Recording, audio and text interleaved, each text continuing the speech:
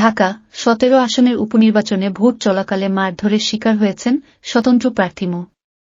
আশরাফুল ইসলাম আলম ওরফে হিরো আলম। সোমবার ১৭ জুলাই বনানী বিদ্যানিকেতন কেন্দ্রে তিনি মারধরের শিকার হন। দুপুরের দিকে তিনি ওই কেন্দ্র পরিদর্শনে গেলে বাইরে অবস্থান করা একদল লোক ভুয়া চিৎকার দিয়ে তার ওপর হামলা চালায় বলে অভিযোগ উঠেছে।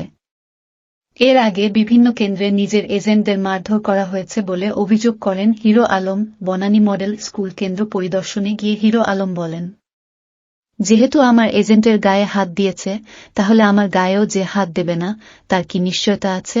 এ বিষয়ে জানতে চাইলে হিরো আলমকে মারধর করা হয়েছে কি না সেটি ভিডিও ফুটেজ দেখে ব্যবস্থা নেওয়া হবে বলে জানান রিটার্নিং কর্মকর্তা মনির হোসাইন খান। তিনি দাবি করেন, ভোট সুষ্ঠু হয়েছে। ভোট পুরোপুরি সুষ্ঠু হচ্ছে না দাবি করে তিনি বলেন, যেহেতু আমার এজেন্টদের বের করে দেওয়া হচ্ছে, তাহলে ভোট কিভাবে সুষ্ঠু হবে? যেখানে এজেন্টদের ঢুকতে দেওয়া হচ্ছে না, সেখানে ভোটাররা আসবেন কিভাবে? একটা আতঙ্কের পরিবেশ তৈরি হচ্ছে।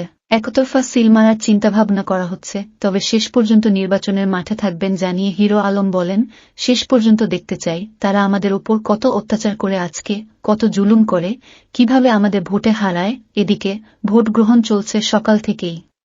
আয়োজন থাকলেও কেন্দ্রগুলোতে ভোটার উপস্থিতি অনেক কম। সকাল ৮টা থেকে নির্বাচনের ভোট গ্রহণ শুরু হয়। বিরতিহীনভাবে ব্যালট পেপারে বিকেল ৪টা পর্যন্ত চলবে এ ভোট গ্রহণ।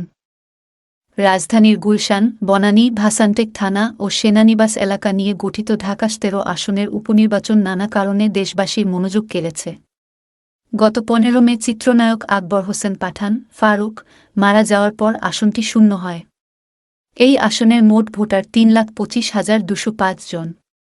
এর মধ্যে নারী ভোটার ১,৫৩,৫৮০। ঢাকা ১৭ আসনের উপনির্বাচনে প্রতিদ্বন্দ্বী প্রার্থী রয়েছেন ৮ জন। তাদের মধ্যে দলীয় প্রার্থী হচ্ছেন আওয়ামী লীগের মোহাম্মদ আলী আরাফাত, জাতীয় পার্টি জাপার সিকদার আনিসুর রহমান, জাকের পার্টির কাজী মো. রাশিদুল হাসান, তৃণমূল বিএনপির শেখ হাবিবুর রহমান, বাংলাদেশ কংগ্রেসের মো. রেজাউল ইসলাম স্বপন এবং বাংলাদেশ সাংস্কৃতিক মুক্তি জোটের মো. আকবর হোসেন।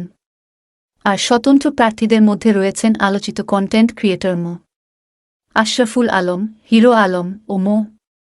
তারিকুল ইসলাম। ঢাকা ১৭ আসনের উপনির্বাচনে ভোট চলাকালে স্বতন্ত্র প্রার্থী মো. আশরাফুল ইসলাম আলম ওরফে হিরো আলম মারধরের শিকার হয়েছেন বলে অভিযোগ উঠেছে।